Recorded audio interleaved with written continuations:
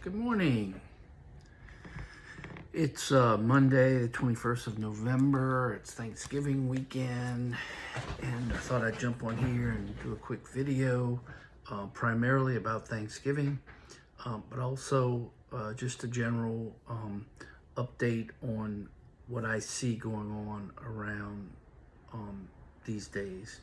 First of all, when we get to Thanksgiving, it's very important for us to remember that we really are in a position to be very thankful for a lot of things. Now, I know that if you are people that dive into the rabbit hole of politics, and if you are conservative, you're probably not thinking that there is a lot to be thankful for right now. But let me turn the tables a little bit and just remind you that in many states, very strong pro-life governors were elected, that in some very blue states, a lot of red congressmen were elected that turned the Congress around. Now, did we experience what we had hoped? No. And that has a bittersweet, two-sided look to it. One is,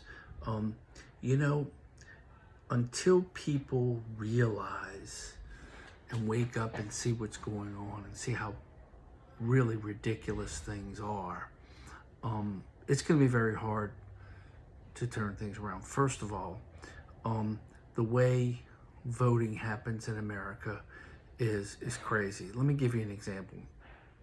I was watching a video and I backed it up and checked. 70% of the ballots that were cast in Pennsylvania for the ultimate winner were cast before the debate. So those people voted without ever seeing the candidates. That's appalling. That should never happen. That is voting on ignorance, not stupidity. Stupidity is permanent. Ignorance can be changed. We can change procedures to get rid of this ridiculous early voting. We should have an election day in America where we all have an opportunity to gather as much information as possible and then cast our ballots on that day. Yes, if there are people that absolutely cannot vote on election day because they're in the military or they work shift work or because of some very extraordinary incident, they should be able to cast an early ballot, but that early ballot should be mailed to them, verified that they received it, that they voted, and then verified that the voting was them. It just has to happen that we have to get our arms wrapped around this whole voting thing because it's absolutely crazy. In Arizona, for example, these voting machines were broken for the whole day, and yet they counted votes, and it took them a week to count votes. What is to say that those votes that they were counting didn't come in after Election Day, after they knew how many they needed to win? I'm just saying, we don't know. And because we don't know, we have to figure it. But back to the positive.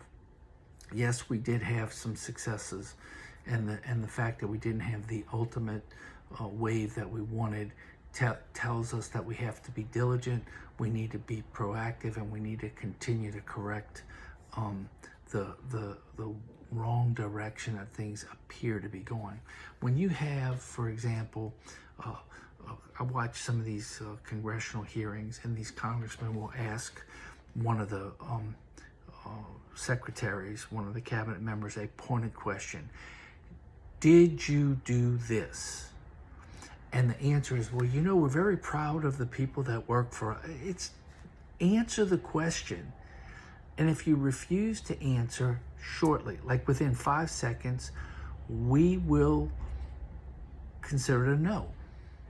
And then if the facts show later that you did in fact do it, you